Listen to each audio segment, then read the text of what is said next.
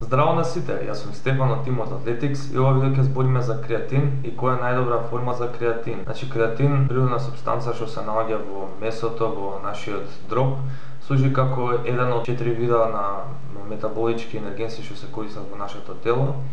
Тој се користи во процесот за креирање на АТП, каде што АТП се крира и состанува АДП или аденозин дифосфат, АТП аденозин трифосфат и креатинот служи за додавање на фосфатната молекула во АТФ, да се создаде АТП.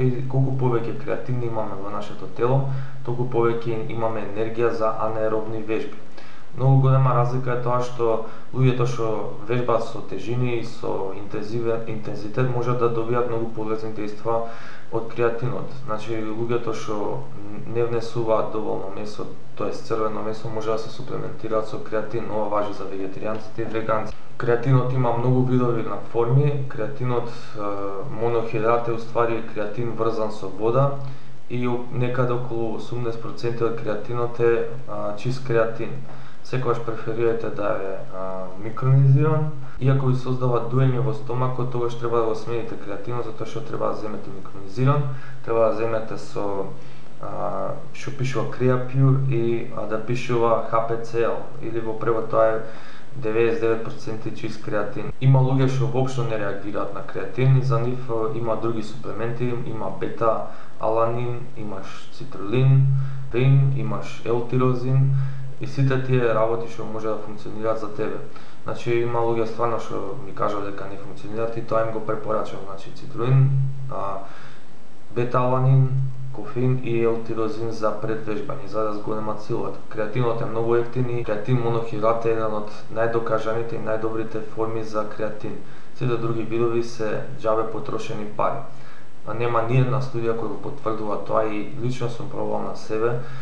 Креатин, етилестер и нема никакво дејство. Може би повеќе се поврзува со пласибо и најдено дека креатин, етилестер се конвертира во креатинин повеќе отколку во правилната слободна форма на креатин да се апсорбира во нашето тело. Генерално тоа што треба да знаете дека треба да се внесува 5 грама секој ден, не треба да се лоудува као што прават или да се натоварува и за да добиете брзи резултати, единствено нешто што ќе добиете со тие брзи резултати е побрзо заситување на мускулните клетки со креатин.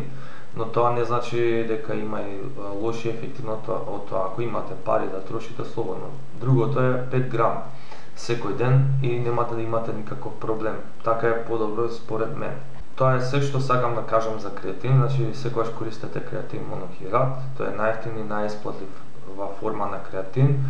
Има и секако други форми кои не се докажани и не заслужуваат дел од вашите пари, вашето внимание.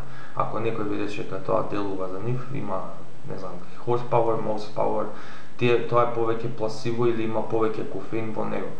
Кофеинот е тоа што подига во тие pre-workout supplements и L-тирозин.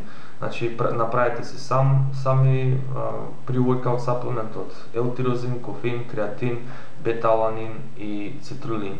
Тие 4, тоест 5 работи ви требаат за подигање на вашите перформанси во теретана по природен пат. Тоа е се што сакам да кажам. Ова беше се од мене. Поздрав!